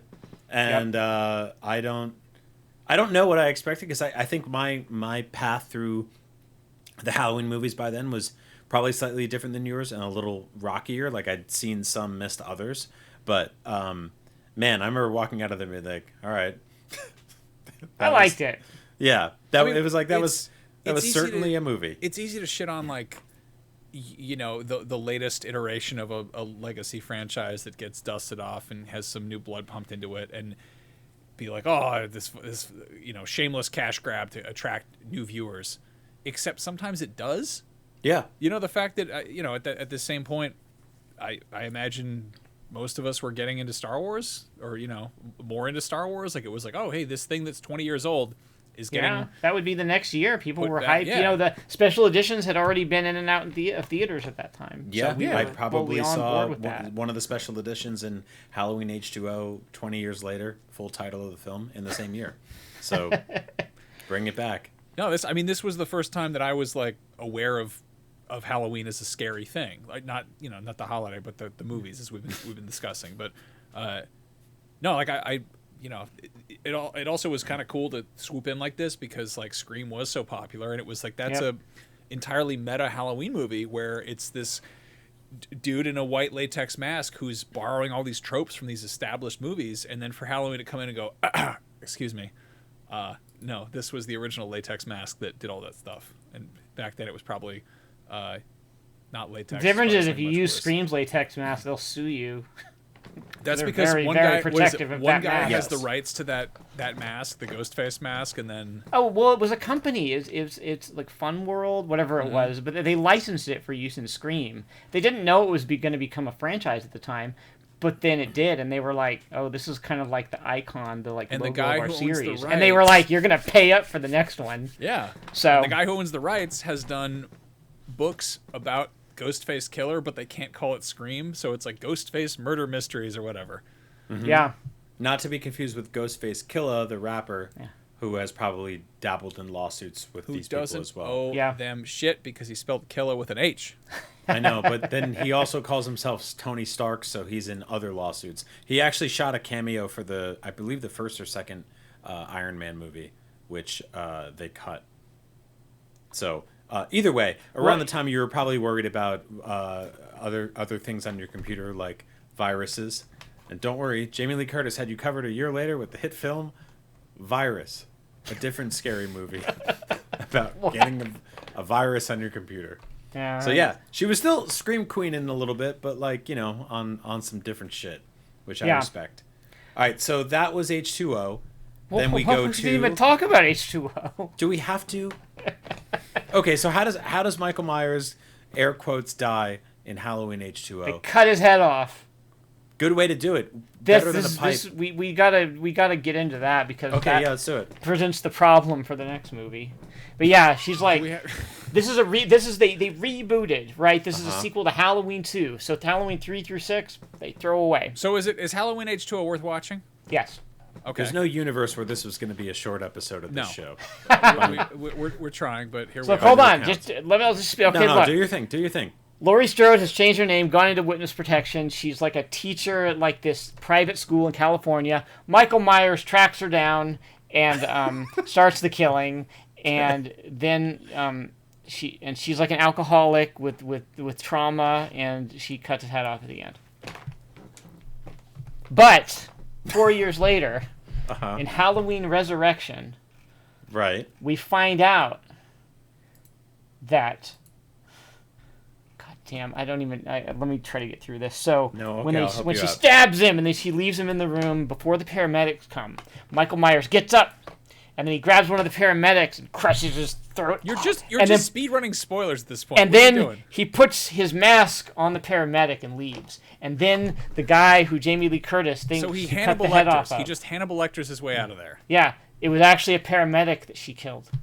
Okay, and it's worth pointing out, Max, that this is when Busta Rhymes Yeah. shows up and Yeah. puts them all in check. But not before Michael Myers Would you shows say it up. was an extinction level event? And that disaster struck? I would say it's close to that, but he Wait, is this Busta Rhymes references? is he's sort of like a Dungeon Dragon, I would say, but also it's not an extinction level event because Michael Myers keeps returning. I don't know. But did he anything put his about- hands where their eyes could see? Yes. Was he dangerous? He extremely dangerous. Was there any sort of flip mode squad on hand? Oh my god. I'm sorry, we don't need to do this right. It's okay. So look, Halloween Resurrection. So Michael Myers shows up and kills Laurie Strode to fulfill Jamie Lee Curtis's contractual obligation to be in this movie. Yeah. And then he goes home again. And so Busta Rhymes, he's a TV producer and he's putting together this reality show which dates this movie quite heavily. And he's going to have a bunch of kids explore the old Busta Myers Rhymes has house on dated weirder Halloween. things. What? Nothing. And so he's doing this reality show, and these kids are exploring the Myers house, but Michael Myers shows up and starts killing them, and it's very bad. It's very What is stupid. this guy? Some kind of murderer? Get out of here. Okay, kinda- so how do they increasingly larger, more comical, borderline inflated, carried by one of those planes that puts signs in the sky, air quotes, kill Michael Myers in this one? Oh, he like burns to death. Yeah, and Buster With his Rhymes has like reattached he head. has like a kung fu fight with him, and it's pretty Yeah. cool. As one does. Buster Rhymes is legitimately the high what I would point of do. this movie. Busta Rhymes is pretty fucking great. Yeah, and Is there like a Busta's cut of that movie where everything's in fisheye lens and he's just like No, everything's happening no, just right in the no. forefront of the camera, just like a. It is so bad. It's such a terrible movie. There's all this like what are some of those garbage reality shows where it would be like a camera point of view stuff. There's a lot of stuff of that in this movie. It's really terrible. Okay, so what's the worst thing that could happen? Could Rob Zombie reboot it or something? Well, I want to tell you something if you're curious about Halloween Resurrection. It starred a young Katie Sackhoff before she Okay. was in Battlestar Galactica. On her YouTube channel, she has an excellent video where she looks back, she talks about her experience making this film and rewatches it and kind of critiques her performance. It is wonderful and it is worth watching. Even if you've never seen Halloween Resurrection, it's really interesting. Sure. It's the No, best she- thing to come she out rules, of that movie. So I would totally watch that. Yeah. Yeah. Okay, so and- so he's dead again. So this movie killed the franchise for another 5 years. And it was the end of this continuity, Yes. which went The- 1, the 2, second H2O, continuity. Resurrection. Right. That's it's how the you third count. continuity if we count Halloween 3 as its own. Okay. So this continuity goes the first one, the second one with Jamie Lee Curtis, H2O. H2O, which Jamie Lee Curtis is involved in, Yes, she's the main and character. Resurrection, which she's not involved in, but They kill her at the beginning of it, in like the first 15 contractually minutes. obliged to return Yeah. to, Yeah. and then but is still canonically alive Yeah, based yeah. on the next continuity. Okay. Sure. Okay, we're just done with that continuity, Brian. It's over. Sure, throw that Okay. in the trash. That's gone. So they decided, what can we do? How about Uh-huh. we get Rob Zombie? What? Yeah. What year? This is like 2006 or something. 2007. 7. This is after he did House of a Thousand Corpses. Okay. And I don't know if like Three from Hell. I'd No, have to 3 look from it Hell up. was later. It was a Devil's Rejects. Devil's Rejects was the second one, I think, right? I saw him at Ozfest 2005, and he, played Dracula or whatever, and then he threw a bunch of beach balls in the crowd. He's like, "Hey, this is for my new movie, House of a Thousand Corpses. These are beach balls. I want you bopping them all around. Don't pop them and stick them in your pocket. Just bounce them around. Have fun with the beach balls." I was like, "This is not what I bought a ticket to see Rob Can't Zombie afford doing. commercials. Just look at the logo on the side. Please, of the beach everybody, ball. respect some beach ball etiquette. Don't put the logo in your back pocket and your cargo shorts. and Dig through the such. ditches, burn through the ditches all you want, but don't pop the beach balls." My wife blew them all up. She's in all Oh, of my Jesus. films. Oh, I got to talk about her too, We don't don't I? have Oh, to my talk God. We have to. I mean, this is so Rob Zombie takes over the Halloween Yeah. franchise. Yeah. And What I know could possibly people go like wrong? respect him as a musical artist look, and everything. I fucking I love Rob Zombie. I think he's great. I think he's I don't really watch his movies. I don't. His have movies any- are all trash. They're all garbage. He does not make good movies. He's a trash filmmaker. A He's Sir awful. Mix-a-Lot sized butt is about to enter Max's sentence. The one that Sir Mix-a-Lot stops the whole song. He's like, I like his songs. I was just gonna say I he respect he his was attitude. Like he was like a set dresser on Pee Wee's Playhouse, and Yes. I don't know. It's kind of cool. I challenge you, Max, to just start watching Rob Zombie's Halloween from 2007 and just see how many minutes in you can make it before you're just like, Jesus God, no, I'm done. How many times could I listen to Dracula in the time it takes me to watch that film? I mean, I earnestly gave his. I know the show is called This Thing Rules, where we celebrate things we love. This is a rocky road, obviously, to get to where we are. I do believe the Halloween franchise rules. I fucking love it. I think it's awesome. I think it's had a lot of ups and downs. Yeah. I genuinely tried to give. I got excited A lot when of I peaks heard and Rob. valleys. No, yeah. when I heard Rob Zombie was doing the Munsters, I was like, "Yo, okay, this." And then you were like, this looks like a porn parody.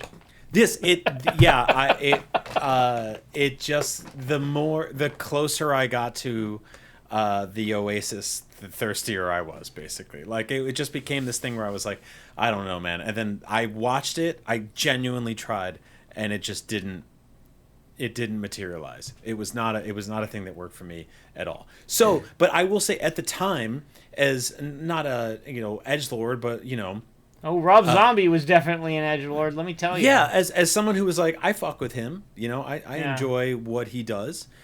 Taking in my brain at the time, there was a little peanut butter and chocolate thing going on, right? I was like, I like Halloween as a concept. Turned I out like Rob Zombie. that wasn't chocolate.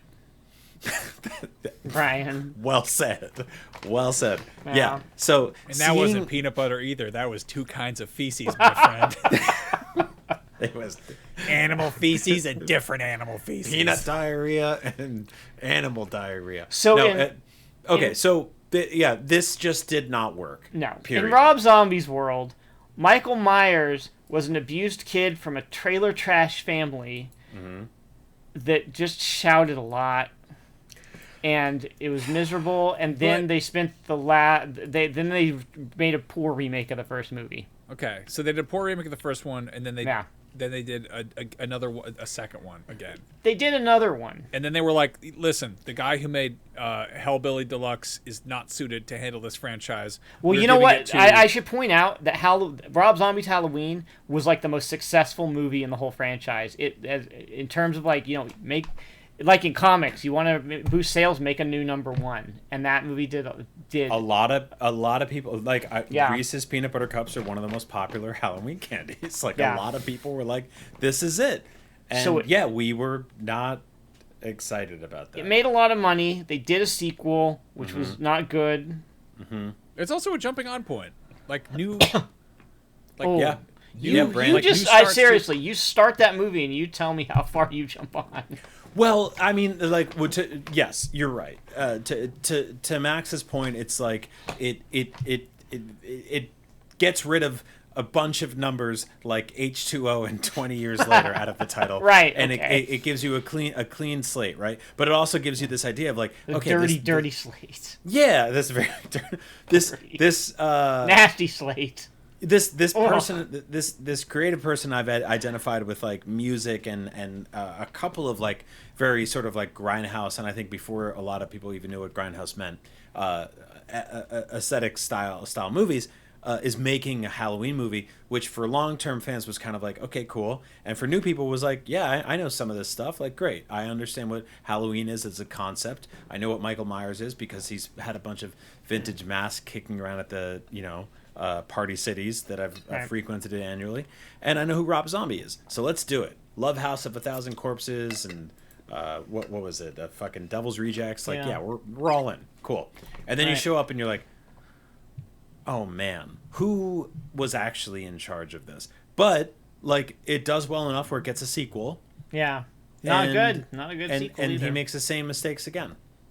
He makes different mistakes, but like Okay, so would his you say sequel that these almost movies his these movies do not rule? They do not rule. You would not recommend them for anybody to watch? The second movie almost had like a good point of something to make, and then it just drops it. Can I ask you something, this Ryan? And you have a taller wall around this than I do, but Okay. I like to revisit Taller Wallerance, as it's known. Paul Wall, who was not a rapper in a Halloween movie, Not unlike yet. LL Cool J and Busta Rhymes. Not yet. Keep hope alive. Sit on 4 fours. So I tend to revisit things that I didn't like at different phases of my life, and even things I do like, and reanalyze them 5, 10, 15 years, whatever it is, right? And I've done that with Halloween a lot. And I found pockets of things that I enjoy, that I can say like, okay, I see what they were going for there. Terrible execution, decent idea. Have you come back to the Rob Zombie Halloween movies and said, okay, I actually respect that part? Or are you still just like, nope, No, the done? first one's just an unmitigated disaster. There are no redeeming qualities to Rob Zombie's Halloween 1. Rob Zombie's Halloween 2, like, it starts off, it almost has something interesting to say about, like, survivor guilt. And, like, what does Sure. this do to a person to survive something like this? And how has it messed with their lives? And, like, it opens with this whole dream sequence of Laurie in a hospital getting chased by him, blah, blah, blah. And, like, these characters are all just broken people because of what they've endured. But then he just comes back again, and it's just another stupid Halloween movie. And once again, Jamie Lee Curtis, no thanks. Oh, she was not involved in this. Oh, Don't no, want not at anything to all. do with No. this. They brought Danielle Harris back. She played one of Laurie's friends in these two movies. Which is interesting because it's like you have like these two sort of iconic perpetual scream queens attached to this franchise, and one of the most known one is one that is just regularly being like, nah, no thanks. Yeah. Like, imagine you go to a restaurant that's like a chef taste course a day, and they just keep bringing stuff out, but every third dish you're like, no, I'm good. And then 4, 5, 6 more come out, and you're like, I'm okay. I'll eat this one. Yeah. And that's like, it's a very interesting thing to do from the outside looking in, because like, it's not like she only picked winners, but she did dodge a lot of losers. Yeah. So I mean, I think she very much would have not agreed to be in Resurrection if she didn't have to contractually. She was very opposed to that movie. well, it's also extremely funny to be like, the movie's called Resurrection, and then she just gets killed off, right? Yeah. So this takes us to the David Gordon Green. Yep. Movies, 2018. which I really 4-0. I adore it because you're like, Rob Zombie botched this. Who do we give it to next? The guy who did Pineapple Express? Yeah. Weird And, like, call. Weird call, but I mean, like, And co-written by Danny McBride, yeah. Yeah. which Yep. is like, fuck yeah. And he like co-produced too. Like I he's mean, making money on those films. Yeah, I mean, Double money. I would say that comedy's probably harder than horror. I don't know. They I both would say rely on a certain. timing wise, they're pretty neck and neck. Like in terms of like actual like pacing and production, is like there's a lot of like jump scares and getting somebody out of nowhere with a hard laugh is Right. Pretty similar. You can overlap those things a lot. So I think there was something there. And if you look back at Pineapple Express, like it does get increasingly sort of violent and ridiculous by the end in ways that you could make an argument at the time for why this guy would be a competent. That movie horror got very dark at the end. It did. It did. And I think that's probably where he was sort of like, here you go. But it's also, there's a lot of factors that come into play, like how quickly could he make the movie? What was the budget like? And I genuinely think that this trilogy specifically has way more going for it than sort of any three horror movies in a while. Right, any three pairings of a horror. It seems There was And- there was a lot of interest in this trilogy. Yes, and as we've established, incredibly divisive third act in terms of the finale of the third movie, Halloween Ends. Oh, by the is way, do you put this pretty on messy. YouTube or anything? No, No. I mean All the comments are going to be the Rob Zombie defenders coming out. that's fine. All you people just make Good. me we don't sick. put it get there, so some- they can get some just views they and can clicks or they whatever. can yell in their cars over Rob Zombie, but they've been doing that for 20 years, so Right. that's okay. So have all of Rob Zombie's characters. Yeah, but- exactly. Crush a Mountain Dew against your head and flick a Marlboro Red out the window and keep living as long as you can. We're So- rooting for you. So Jamie Lee Curtis came back again Yes. to these movies that were a partnership between David Gordon Green and Jason Blumhouse Productions, which has become like a horror movie darling studio, right? These last. Well, I mean, the few years. situation felt. I feel like it's a lot of good shit in the right place. Mm-hmm. You know, and like I understand that it kind of fell apart in the third act, but so many things do. Well, look, I think it has like Matrix syndrome, where like they had a good movie. They didn't plan on making these sequels. I don't think they planned on doing that when they made this first one. I thought they did. It I mean, doesn't they feel introduced the feel idea in of that a movie like they rebootable. did though. I haven't rewatched 2018 in a minute, but like I really appreciate the idea of going back to, like, it's what they did with what Terminator Dark Fate, which was like, okay, let's try a second sequel to that thing that had a really bad sequel, which is, if we're gonna get sequels to shit, let's get sequels that are done right, as opposed to just trying to like retcon things. It's not retconning, it's just full on paving over. Yeah. you're Halloween 2018. Yeah. Yeah, it's just the only movie that exists in that continuity is the first one. It's fucking Yes, bold, which it's makes interesting. That's a cool approach. We joked Yeah. about this term earlier, but it is a rebootquel. Yeah, no, that was yeah. Yeah. It's a rebootquel. Yeah. It's a reboot Yes. sequel. It picks up where the first movie left off, but erases everything after the first movie at the same time, which is a sort of fascinating thing. Again, yeah, Terminator's tried it. I feel like Alien has dabbled in it, Alien but not in needs movies. it so desperately. I am wearing does an need it. Alien 3 shirt with a picture of a shaved-headed Ripley, which Brian, you pointed out on a Zoom call, looks like you, which is weird now. But I would love so much if we just got a fucking movie based on the William Gibson script that kept some of the characters from Aliens alive and just actually continued what was set up by the second movie and just did it over again. But like, Yes. Is if there we're a William Gibson script? yeah, dude, What? Yeah. How did they not make that? Jeez. they've made it into a novel. They've made it on. into a graphic novel. They've made it into an What? audio podcast with the voices of Michael Biehn and Lance Henriksen. That's is a story for another day. But- Maybe if this Neuromancer series is good. We'll see about that. But no, like I actually got to talk to Jamie Lee Curtis and Yeah? David Gordon Green about Halloween. She tell you about that 2018. yogurt she likes? No, but she definitely looked regular when she rolled up. No, she came up and I actually feel bad because one of our this is at IGN's like Comic-Con live show that we do every year, and we get the people who What are was on she Hall cosplaying H, as? they come through. No, she wasn't. Storm. That's a real question. She totally She only does cosplays that those at things. Evo. Palpatine. Oh, okay. She wanted to celebrate a bunch of trilogies that weren't planned out. But no, she came through, and this was before it was a trilogy. This was for the first one, and one of our social guys was like a big, huge horror fan. I feel like he was probably wearing like a Halloween shirt or something, and was trying to get her to do like some, some short form social media thing.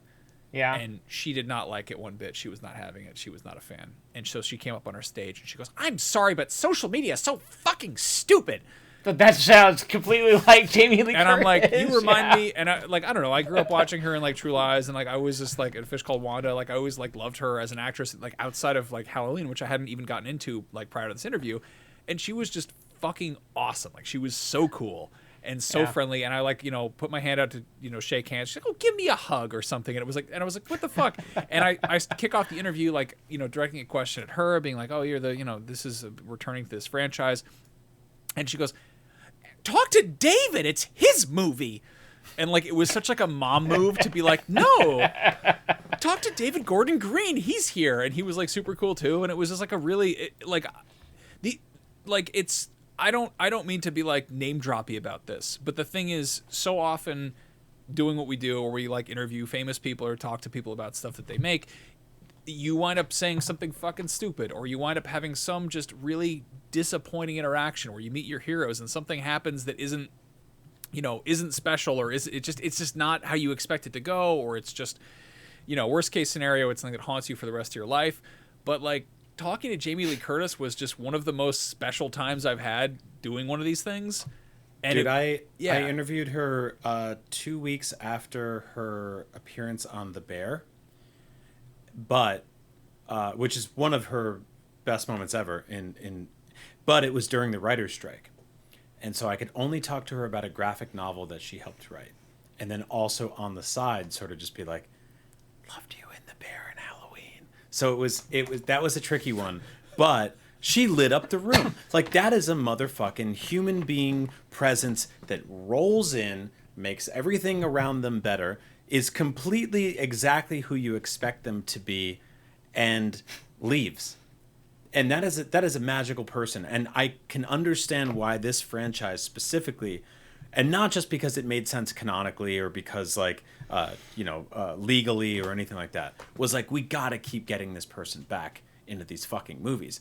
But because she's fucking awesome. And anyone who's ever watched any of these films can tell that. And so when they brought her back for these films, it was such a great, just full circle thing to be like, oh, is she finally gonna really, for real, kill this motherfucking William Shatner looking motherfucker? Like, is she gonna fucking they cut off his head, they beat him with pipes, they burn him to death? What is she gonna do? Oh, and the way they brought Halloween definitely ends. Yes, and the way they brought these movies back, especially with the rebootquel, and to a lesser extent the movie afterwards, and to a much lesser extent the movie after that. Yeah, they just go keep pretty getting worse. But they go pretty fucking hard as hell, and I do appreciate them for that. Like, the first one takes a wonderful premise where it's just, it does. It's like,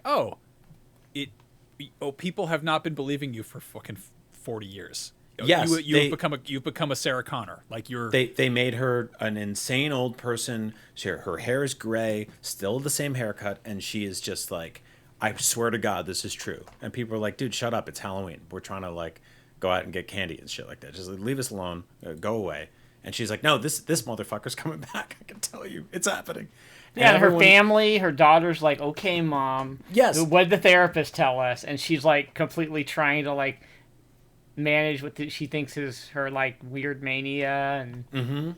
And brain. I think that like what this Rebuquel trilogy does successfully is recalibrate with the feeling of family, but internally. And instead of turning it against each other, which is what the franchise has always been about, it's taking a bunch of very powerful women who are connected to each other by blood and by love, and it's taking them and turning them against an evil, unwittingly at first, because at the beginning they're sort of just like, fuck you, you crazy asshole, like my crazy aunt, my crazy mother, whatever it is.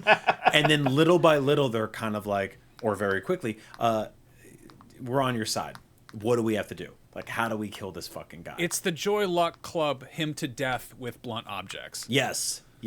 Which, and it really, really works. It was a really successful return to form slash revitalization, revolution of the original formula, and then it takes a bunch of weird turns. But like Ryan, like you said before, doesn't really feel like it was implied or hinted at that this was supposed to be a trilogy. No, Right? I don't. I mean, I think they started making noise about it, about making sequels at when the movie, when they were wrapping production. I think they were already knee deep in it before that became like an idea, and it was completely like, we're going to make so much money off this kind of thing, right? Clearly, that was the guiding force, as it always is. But Halloween 2018 H4O, that it feels like a very complete movie in and of itself. You have this character. She's been traumatized all her life. Her family thinks she's crazy. Then this dude shows up again, and she's like, I told you so. And then they have this big final battle, and she's got this crazy booby-trapped compound, and she's like, I've been waiting for you. Okay. So we are drawing to the end here. Evil must die tonight. But before we really just throw it in a meat grinder or whatever, what Car Crusher. what Ryan, what are the 5 Halloween movies that people have to watch? Oh my God. Just Well, 5. the original. The original Halloween is my favorite horror movie of all time. It's great. Love it. If you're going to watch 5 movies, I say Halloween 1, Halloween 4. Not 3? Hold on. Well, I'm thinking. Okay, all right. I'm with you. Okay. Halloween 1, 3, 4, H2O, and 2018. Those are the ones. Okay, Those are the I'm 5. into that. Those are the 5 good ones. So I will add a little DLC to your thing. We've dunked on several of the Michael Myers masks today. The Halloween ends, Halloween Kills era mask, genuinely cool. Brings back the original. Oh, it's like a very weathered version, but Yeah, they're but very adds- detail oriented with it. They have Yes. the damage to the mask, like the hole in the neck where she stabs him with a knitting needle. It's like Yes, intact. there's a narrative lineage to it. There's a storyline to it. There's it feels like there's a history. No, they used and- advanced LiDAR technology to scan William Shatner's current face. Yeah, and he's like, why Aged do you accordingly. I was sleeping. Why'd you do this to me? Leave me alone. No, What in God's name would compel you to the do mask, the increasingly sort of deranged and Oh, it just disturbed keeps getting Yeah. wrecked. It's awesome. Yeah. And like, yes, we dunked on some very comical, very stupid masks that this series has done, but the mask they do in these movies is really cool. And if you track it, like Ryan just said, and you can see all the marks where it got hurt or attempted to kill, it's awesome. Also, very cool moments. I believe is it in Halloween Kills, where the whole town teams up to try to kill him, and he just They got stands that up. like the mob, and they're like, Evil "Evil dies dies tonight." Yeah, it's and they're like, "Well, we got him," and then he comes back. It's great moment. God, I love these movies. Even at their worst, they're still fun. No, they rule, and they're also. I'm sure they've inspired countless filmmakers, but like the idea that And killers, which is not good. well, I the told you a whole lot the of stuff whole not to thing. do tonight. Don't do that. The That's whole for sure. genesis It's of number that one. of the idea for the original Halloween was sort of like like Stranger Danger Yeah. kind yeah. of thing. And at what the if they time. had brown leaves in Pasadena? Let's fuck those lawns up. Let's do it. There is that, yeah. There's plenty more to say about John Carpenter and Jamie Lee Curtis and James Cameron and people with J's and C's in their name, but And not Busta that other Rhymes. guy. And Busta Rhymes. LL Cool J put out a really good album this year, by the way, with Q-Tip. It's called The Force, which it has nothing to do with Star What? Wars, but it's really good. Okay. Yeah, really. Yeah, so, while we're talking about long-standing movie franchises and also rappers overlapping with them, check out The Force. Not by George Lucas, but by LL Cool J. Okay, right on. Wasn't sure where we were going with that, but here No, we it's are. there. It's real. And yeah, Halloween is just around the corner, so make sure that when you get your trick-or-treating candy back, just eat it, because there's probably not anything bad inside there. That's all made up shit. It's all nonsense. You don't need to get an X-ray. That probably just makes it more radioactive. Just have some faith in your fellow man, unless Except for circus peanuts, those orange don't, slices. yeah, Don't if eat the those. If the candy just And looks gross, just Smarties don't fucking and eat it. Brock's. Yeah. It was from Mounds. Brock's. Anything from Brock's. Ugh. Like, it Ugh. rhymes with rock. Why would you eat that? Yeah. Mounds, anything with the coconut in it. Like, what are you doing, coconut? Go away. If you want more of Ryan Scott, go check out The Geek Box, one of the internet's longest-running podcasts about video games, comics, movies, TV, and nerdy pop culture in general. You can find it wherever you hear podcasts, and you can find Ryan on Twitter @RydOg, so go tell him how much he rules. Oh, wait, hold up. One more thing. Before we go, just a very friendly reminder / desperate plea for all of our listeners to support the show however you can. Each and every single like, share, subscribe, rating, review, follow, favorite, bookmark, upvote, and comment we receive helps us grow our audience. Even a good up dog helps us out. Every single little tidbit of organic interaction we get helps convince those cold, unfeeling algorithms that this show is actually worth anyone's time. Good old-fashioned word of mouth works too, so if you think this show rules, tell people about it. Tell your friends. Friends, lovers, strangers, enemies, whoever. And of course, we might have mentioned kicking us $1 or $2 on Patreon is huge. Also has some really cool perks. For instance, $1 a month gets access to bonus content, $5 gets you each week's episode on Tuesdays instead of Fridays, And for a few dollars more, you can help decide the good, bad, and ugly topics for future episodes. head to patreon.com/thisthingrules to see for yourself. However you support the show, even if it's just making time to listen to us talk about our favorite stuff, you rule, and we love you for it. We'll see you next week. Or we'll hear you next week. Or you hear us. You'll hear We'll us. talk to you later. Next week. Before we go, very special thanks to all our big-time executive producers from Patreon who probably can't even hear this because they're driving around in limousines, talking on portable phones, making big business deals. But either way, Brandon Bova, Josh Page, Ben Burkhalter, Steve Cam, Kevin Lemessurier, am I saying that right? Probably not, Chip Chunkling, Scott Davis, and Go Jason Waterfalls. You all rule. Thank you so much for helping us make this show. We appreciate you. Evil dies tonight. Evil dies tonight! Evil dies tonight! All right, evil dies tonight! Evil dies tonight!